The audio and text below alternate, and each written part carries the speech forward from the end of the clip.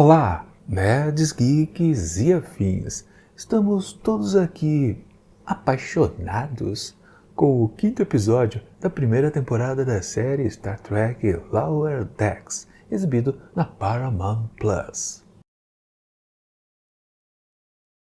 Pois bem, pessoal, chegamos então ao fim da primeira metade desta temporada de estreia da série animada.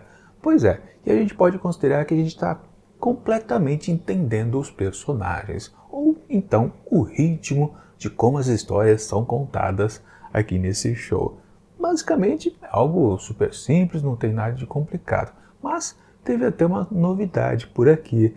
Tivemos uma abertura, acho que é chamada de abertura fria, ou seja, não tem um teaser antes da abertura do episódio. Foi logo direto para a abertura e em seguida veio toda a ação, sem aquela piadinha que sempre já era uma constante, por exemplo, por aqui, né? Estava falando de características, né? Mas o que importa realmente são as questões de relacionamento dos personagens. E também a gente começa a perceber um detalhe muito interessante como, sim, são poucos personagens aqui dentro desse show. E basicamente, né, os principais são os 4 subalternos. E eles sempre trabalham juntos, em duplas. Sempre está Mariner e o Boiler e também a Tandy e o Rutherford. Eles não tiveram ainda uma história que realmente eles se entrelaçassem completamente e as duplas não são trocadas. No máximo o que acontece é sim as garotas ficarem mais unidas por um assunto ou outro. Aquelas, né, de rebaixar um pouquinho a masculinidade, né? Isso é coisa típica, né? Bom, enfim, tempos modernos, né? Enfim, mas a gente não tem muita união do Boiler com o Rutherford. Algo bastante curioso, para falar a verdade, né? Por que eles não juntam os dois personagens? E sim, também há destaque um pouco para os oficiais superiores, junto a Capitão Freeman e seus outros comandados. Mas, realmente, sempre fica numa historinha que fica meio que à parte. E no máximo, né, os subalternos vão se conectando a ela. E aqui a gente pode dizer que nesse episódio até tudo está isolado, as 3 frentes narrativas, dentro, claro, do contexto do temazinha bem pequeno, né, da proposta do episódio, que é exatamente, né, tratar aquela questão bem no campo da ficção científica, né, de uma lua que precisa ser despedaçada porque senão vai ferrar o planeta abaixo. Só que é um sistema ali planetário que envolve várias luas e então há uma certa pendenga que a capitã tem que resolver. Só que, mais uma vez, a nave Cerritos não está sozinha. Veio uma outra nave, a USS Vancouver, que é uma nave mais moderna. Aliás, ela tem um design bem parecido com a Cerritos, mas ela é um modelo mais avançado. Está tudo ok nos trinques. E é bem definido aqui nesse episódio que a Cerritos meio que está caindo aos pedaços. Mas o pessoal, principalmente os subalternos, gosta daquela lixeira, basicamente, que é a Cerritos, né? Mas, por exemplo, na área ali exatamente do Rutherford e da Tandy, eles têm a oportunidade de ir para Vancouver meio que para treinar algumas coisitas a respeito também ali envolvendo o desafio da semana, lá da tal lua que precisa ser completamente destruída para salvar o planeta, né? Enfim, o que vale, né? Eles têm acesso a uma traquitana lá mais interessante, né? Um tricorder, uma ferramenta XYZ, e eles, caramba, a gente tem a oportunidade de trabalhar com esse equipamento novo, porque também os equipamentos lá da Cerritos são meia boca.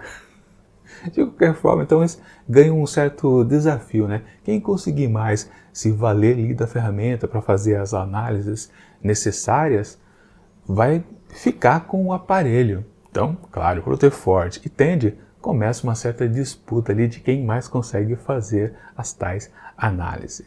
É uma proposta interessante, fica engraçadinho, digamos assim, a relação entre os dois, que a gente sempre já percebeu meio que desde o primeiro para o segundo episódio que há um certo interesse entre os dois, né? Eles, principalmente o Rutherford, meio que já declarou mais, e a Tandy já percebeu, né? Caramba, você tá afim, você tá querendo mostrar serviço, tá querendo que eu fique interessado. Bom, ali já entra um pouco também na temática proposta pelo título aqui do episódio, né? Que aí, claro, se conecta mais com a história principal da Mariner com o Boiler, né? Que literalmente, né, o Mané conseguiu uma namorada.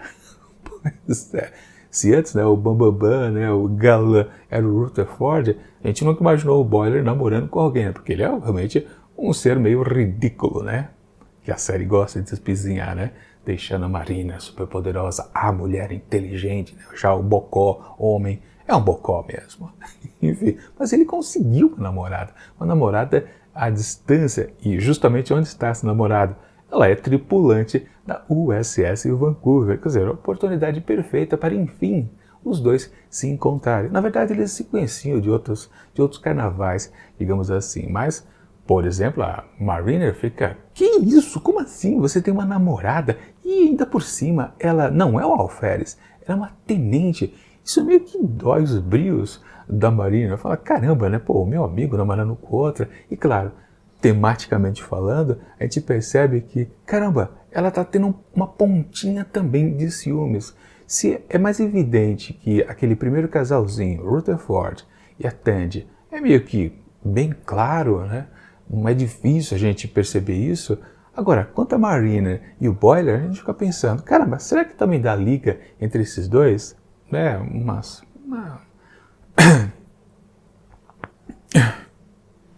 da liga entre esses dois, entre uma prepotente e um cara também que se acha.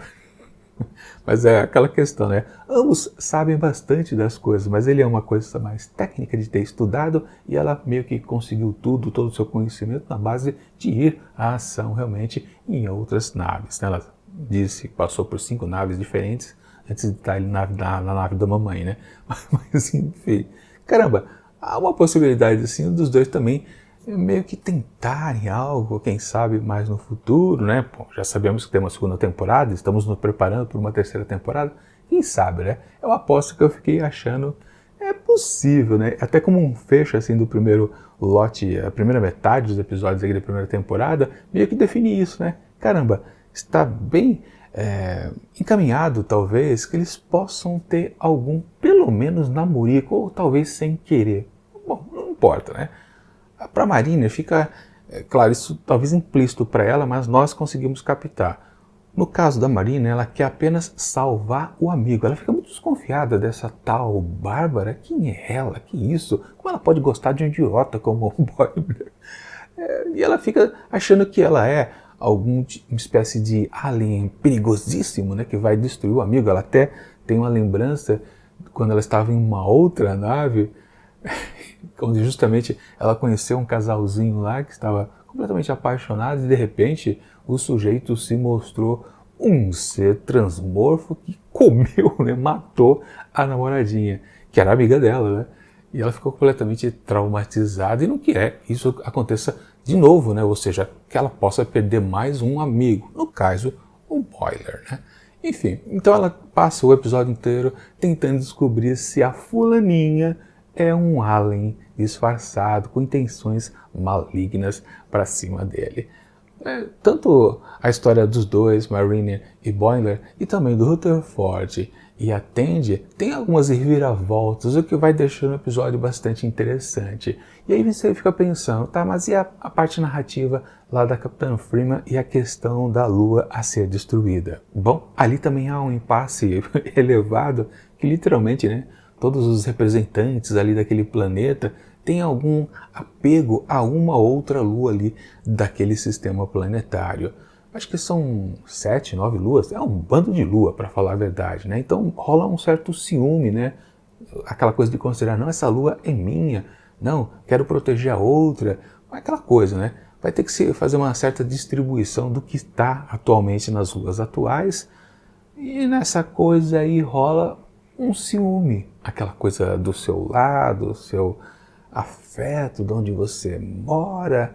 Sim, a gente pode considerar que há uma conexão emotiva daqueles habitantes ali, daquele planeta, daquelas luas, para com exatamente esses astros. Ou seja, tematicamente, todas então linhas narrativas do episódio estão conectadas com essa vertente de você, você está apaixonado por isso, você está fazendo essa defesa porque é paixão, não é apenas amizade, não é um contato da vida inteira, enfim. São questões interessantes que a gente pode considerar então que esse episódio é o mais bem feito nesse tipo de exposição de história. Todas as outras 4 anteriores a gente pode considerar que tipo, foi só jogada uma historinha assim rápida, dinâmica e acabou, sem muitas pretensões. Sim, a gente pode afirmar que este episódio aqui, ele tem uma certa ideia bem clara exposta ali, quando foi construído todas as vertentes narrativas. Ou seja, eu quero dizer que nenhuma das 3 histórias está jogada, todas elas se conectam tematicamente, o que é bastante interessante, né? A se considerar num show que pretende apenas ser divertido, não ter nenhuma seriedade, mas no fundo é sim um roteiro dos mais espertos até agora aqui nessa primeira temporada. Espero que todos os outros seguintes também vá por aí. Na verdade, confesso para vocês, quando eu terminei de assistir o episódio, eu fiquei pensando, foi um episódio interessante, divertido, tem uma certa ação, mas não aquela coisa de explosiva que foi em alguns episódios anteriores, né? É mais focado assim no relacionamento dos personagens, como foi o episódio anterior que a gente viu a questão da Mariner com sua mãe, a Freeman. Aqui a gente vê de novo a Mariner num relacionamento, né, ou a questão de amizade, né, não é ciúme dela para com o mané do Boiler, né, mas de novo tem a mesma pegada, ou seja, o personagem, a Mariner, está começando a ficar mais interessante, não é apenas aquela persona insuportável que é a dona do pedaço, ela sempre tem razão. E de fato, né, durante todo o episódio, ela fica se questionando, caramba, eu tô errada? Será que ela não é um alien? E lá no finalzinho, quando tem a reviravolta, antes, né, meio que ela acaba ficando amiga, então, do amor de Boiler, né, meio que roubando também, claro, a oportunidade de continuar, né, mantendo contato depois, né, claro, rodou o mané e fica a Mariner no lugar. Depois a gente acaba descobrindo que ela achava, né, que tinha lá o tal do parasita. O parasita não estava, então, na tenente, a Bárbara, estava no próprio Boiler, né? E aí tem a explicação de por que ela se interessou por essa figura ridícula que é o Alferes. Porque era a influência do tal parasita. Isso explica tudo, na verdade. Ou seja, está tudo nos conformes. O mané vai continuar solteiraço e talvez disponível para Mariner, né? E lá na reviravolta que teve justamente entre Rutherford e Tandy foi que lá aquele oficial da USS Vancouver, na verdade, ele não queria... depois eles descobriram, né, a primeira reviravolta que teve, né? Na verdade, lá o equipamento, aquele scanner, na verdade, eles não ganhariam e poderiam levar para Cerritos. Eles seriam transferidos, porque o equipamento não pode ser transferido, né? Afinal de contas, é uma tecnologia mais nova daquela nave específica. Na verdade, eles seriam transferidos. Um dos dois, quem ganhasse a aposta, seria transferido para cá. Mas lá a chefia escondia a intenção de, na verdade, não é uma transferência, quer dizer, é uma transferência, mas na verdade uma troca. Viria um dos dois Alferes e ele em si se dirigiria, né, se autotransferiria para Cerritos, porque ele não estava gostando do ambiente insuportável de perfeição lá da Vancouver, que é uma nave, claro, muito mais conceituada, né? Até no comecinho do episódio, né, tem aquela alfinetada da capitã da Vancouver que um dia, Freeman, você vai poder, talvez, alcançar esse patamar de uma nave como esta Vancouver. Sacanagem, né? Bom, na própria história da Freeman teve aquela reviravolta, né, que aquela lua específica que não houve um acordo, na verdade era uma lua que não tinha lá muitos habitantes, na verdade era apenas o dono e sua esposa. E aí, cara, foi fácil de resolver a parada, né? Pode destruir a nuvem, né? A lua, porque só vai magoar apenas 2 indivíduos. Um casalzinho, talvez apaixonado pelo seu habitat, né? Pelo seu, digamos, a sua casinha de veraneio, né? A tal lua. Enfim, um episódio bastante divertido e, ao final das contas, a gente percebe que, caramba, é um episódio realmente esperto em termos de texto, de entrelaçamento das tramas que geram um produto muito interessante. E, portanto, para esse 5º episódio que fecha a primeira temporada de Star Trek Lower Decks, eu atribuo 4,5 asteriscos. Sim, um episódio tão bom como foi o anterior. E espero então que a próxima metade da temporada tenha o mesmo nível assim de capricho no roteiro. E principalmente, né, que façam com que as situações deixem a gente mais interessado nesses personagens. Porque sempre a gente precisa lembrar, como é um show muito rápido de apenas 20 e poucos minutos, não dá para desenvolver muita coisa a respeito de cada um deles. Mas aqui e acolá ainda é possível. Basta os roteiristas capricharem, né? Enfim, coloquem aqui nos comentários o que vocês acham dos personagens em si. Eles são legais? Eles são atraentes? Ou realmente são apenas figurinhas, estereótipos, apenas para provocar graça aqui e acolá e manter, claro, a diversão de uma série animada? Coloquem aqui nos comentários os seus pitacos. Amanhã a gente continua com o 6º episódio. É isso.